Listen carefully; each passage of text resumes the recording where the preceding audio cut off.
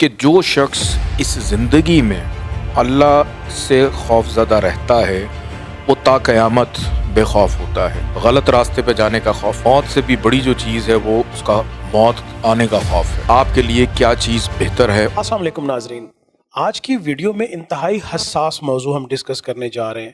یہ یقیناً انسان کی نفسیات سے بھی تعلق رکھتا ہے اور کچھ ایسے بد عملیات کے زیر نظر بھی رہتا ہے۔ آج کا موضوع ہے خوف، ایک انجانا خوف، کچھ ہو جانے کا ڈر یا کچھ نہ ہونے کا ڈر کہ شاید کہ میں نے کچھ کام کیا، میں نے محنت کی تو یا یہ کام نہیں ہو سکے گا، یا اگر کچھ ایسا ہو گیا تو کیا ہوگا۔ تو یہ جو وہم نما خوف ہے جو انسان کے اوپر طاری رہتا ہے، یہ انسانی شخصیت کے اوپر کیا منفی اثرات ڈالتا ہے، اس کے روزمرہ کی زندگی میں کیا کیا رکاوٹیں لاتا ہے، اور اس کا روحانی تدارک کیا ہے۔ ایسا کون سا وظیفہ کیا جائے کہ آپ کو اس انجانے خوف سے نجات مل جائے؟ سید محمد علی زنجانی سے بہتر کوئی نہیں بتا سکتا۔ بہت شکریہ بخاری صاحب آپ کا۔ خوف جو ہے وہ کہیں سفر کرنے کا بھی ہوتا ہے، پیسہ ختم ہو جانے کا بھی ہوتا ہے، بیماری کا خوف بھی ہوتا ہے۔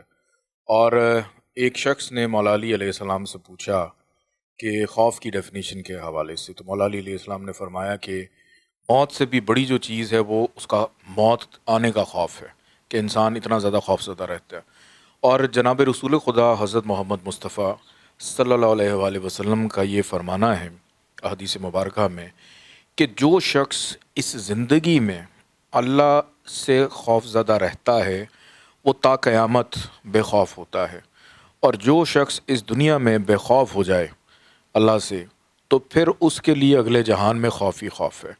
کہ جیسے ایک بچہ جو ہے جب وہ ڈر کے نیند سے اٹھتا ہے اور ماں کو پکارتا ہے، تو اسی طرح انسان اپنی زندگی میں جب ڈر جائے اور خوف زدہ ہو جائے تو اسی کو پکارتا ہے جو 70 ماؤں سے زیادہ بھی پیار کرتا ہے۔ اور یہ اللہ کا خوف ایک ایسا خوف ہے کہ جتنا اس کے قریب ہوتا ہے انسان کو لطف آنا شروع ہو جاتا ہے۔ یہ اتنا پسندیدہ خوف ہے کہ جو شخص اللہ سے خوف زدہ رہے، اللہ کے امان میں رہے، تو اس کے لیے زندگی میں بڑی زیادہ آسانیاں رہتی ہیں۔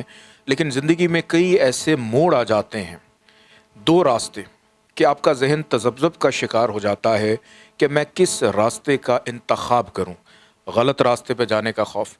تو وہاں پہ ہمارا دین ہمیں استخارے کا کہتا ہے کہ آپ استخارہ کریں، اللہ سے مشورہ کریں، اللہ سے مدد لیں کہ آپ کے لیے کیا چیز بہتر ہے، اس کے مطابق آپ آگے چلنا شروع کریں، یا پھر آپ اپنے ذائچے کے مطابق چیزوں کو لے کے چلیں کہ آپ کے مزاج کے مطابق، آپ کی پیدائش کے مطابق یہ جو خوف آپ پہ طاری ہے وہ وقتی ہے یا وقت گزرنے کے ساتھ یہ ختم ہو جائے گا۔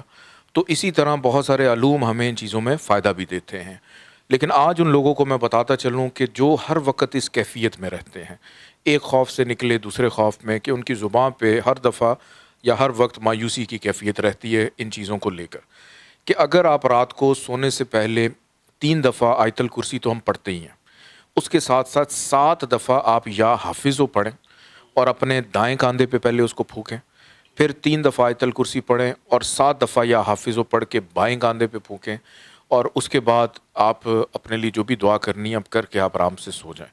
ود ان 14 ڈیز آپ کے اندر سے وہ جو خوف کی کیفیت ہے وہ آہستہ آہستہ نکلنا شروع ہو جاتی ہے۔ اور اس کے ساتھ ساتھ اگر آپ کو پھر بھی اس خوف کی کیفیت سے آپ کا چھٹکارا نہیں ہو رہا تو پھر آپ یہ ڈائگنوز کروائیں کہ آخر خوف آپ کا ہے کس چیز کا۔ کوئی بد اثرات ہیں، کوئی بد عملیات ہیں، کوئی نظر بد ہے، کوئی جادو ٹونا ہے، کوئی بیماری ہے، کیا چیز ہے؟ تو وہ آپ اپنے ذائچے سے تشخیص کروا کے تو اس کے حوالے سے بھی آپ معلوم کر سکتے ہیں۔ تو اللہ پاک سب کو سوائے خوف خدا کے اور کوئی خوف نہ ہو، اللہ پاک سب کے لیے آسانیاں پیدا فرمائے۔ بہت خوب، ماشاءاللہ۔ آج تو زنجانی صاحب نے ہر اس شخص کا جس کے اندر ایک انجانا خوف ہے وہ نکال باہر کیا ہے۔ کلام الہی میں اتنی طاقت ہے کہ آپ کو یقیناً، جیسا کہ سید محمد علی زنجانی صاحب نے فرمایا، کہ خوف خدا کے علاوہ کوئی خوف نہیں ہوگا۔